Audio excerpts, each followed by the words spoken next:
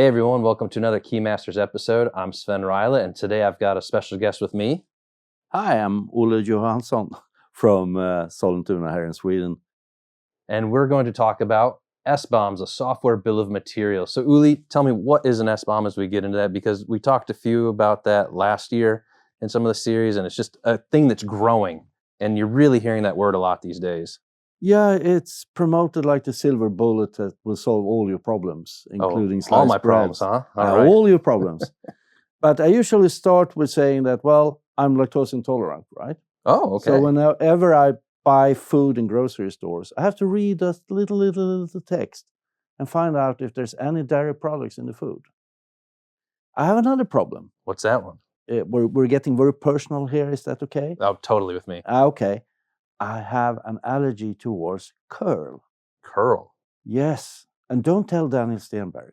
Okay. Curl is a software that's embedded in almost any product you buy, from cars to your computers, clocks, anything, right? Yeah.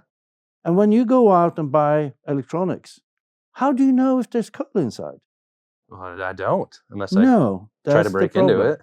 If we get any new Log4j, how would an IT manager know where the problem exists? How would an IT manager get a base for his priorities? That's a great question. That's where the SBOM fits in. The Uh-huh. software bill of materials is a list of ingredients in your systems. So where am I supposed to get this from? Oh, that's a very good question. Right now, there are many different tools. I think, personally, we're at a very early stage of SBOMs. There's not a single type of SBOM anymore. We have source code SBOMs. We have build SBOMs from a build system that includes compilers and test tools and other things. But we also have what I call the deliverable SBOM, right? That you should get when you buy a product.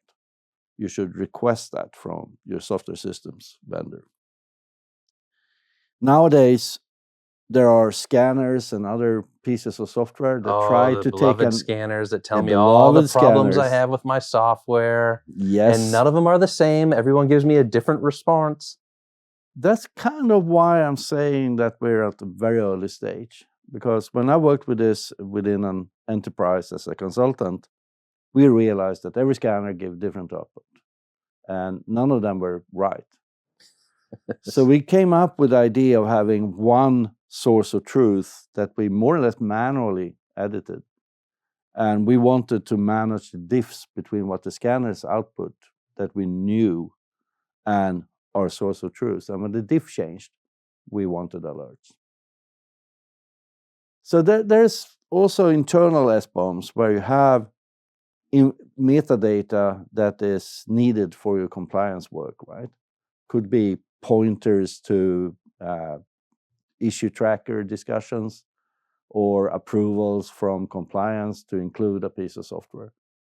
And I think JSON's pretty much the standard format of those, right? And there's tools like Trivy, Sift. Is there other ones that you prefer to use when you're generating these at all? Or just all of them are pretty much? I think all of them are good. There are a couple of tools. There are scanners that take an inventory of a Docker container, a Debian virtual machine, or your source code in Git. Mm-hmm. All of those are doing great work. But there are also tools that take your SBOM and check with vulnerability databases, because that's one of the next steps.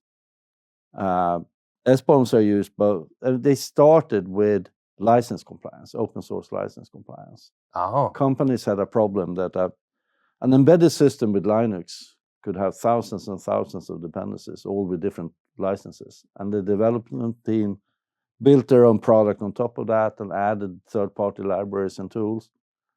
And it became impossible to manage all these licenses. And as you know, there have been problems with people being affected by GPL and being forced to release the source code of the systems. Yeah, nobody likes to have to do that or explain to their boss. Sometimes it's been successful, like with the Linksys routers that sold like crazy to geeks because they could install OpenVRT. But license compliance is one area. Risk management to get an inventory of all the third-party dependencies you have in the organization and try to prioritize and see what's the health of all these components? What relationship do you have with commercial vendors and open source projects? So this was really an evolution of the software supply chain from licenses to where we are to the bill of materials. Like it's just really evolved into this big landscape now that was not there at least 18 years ago when I started in IT. No. We had no clue.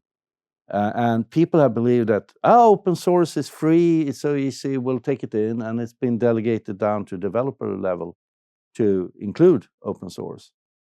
But now with legislations like here in Europe with the Cyber Resilience Act, it becomes part of another framework of decisions, because every dependency you add will be a cost over time. I'm talking a lot about cost per dependency. So even if the acquisition is free, you will have to have a management cost. And SBOM will help you with checking the status, the health of all the components. If you have vulnerabilities, you have to upgrade according to the Cyber Resilience Act. And that may mean that you have to change the API calls, because the open source project, they released a new May release. That's the only maintained release. So there will be continuous work that you could avoid and hide before, but you can't hide it anymore. I was going to say, there's a lot of accountability now. Yes. Like customers can hold, or consumers hold it responsible for the projects. Like, hey, either you update it kind of, or they migrate to a new one. Not only customers. I mean, because the software industry has been unregulated for such a long time and have been driven by short-term monetary focus. The care of the customer security has lagged behind. That has not been in focus. And that's what the authorities are doing now. They're moving the bar, saying, well, we know that customers can't take care of themselves, but we're putting the responsibility on vendors. And that's what the CRA is all about, that the cost of society for all this cybercrime is way too high, and vendors need to help because they have the expertise. But the tool they're pointing at here, at the core of this process, is the software bill of material. And so do you see coming up that there's going to be a more standard way to get these? Because I see some places will have it download in their doc pages. There'll be a download in a OCI registry for a container. But do you think there'll ever be like a repo like there is for Linux packages today, where you can just go grab software, or an open community type project where everybody puts their SBOMs for projects to get those? Because where do you have a place where you could go to get all these without having to go here, or a pointer? Like the thing that worries me is that it's today a manual process, and that will cost a lot of money. Yeah, so I guess I'm asking, how do you automate this? Yeah, exactly. In a development team, I can't have a large part of developers logging into a customer portal, downloading. And that's why I started a project within OWASP called Transparency Exchange API, T, where we'll create an open standard that will become an ECMA standard for discovering where to find these artifacts and automatically downloading them. And this includes not only the SBOM, but also the CBOM, the CSAF, and the VEX files that we haven't started talking about yet.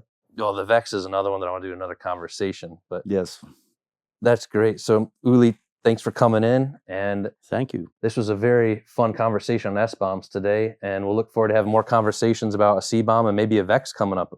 So thanks, and have a great day, everyone. Thank you.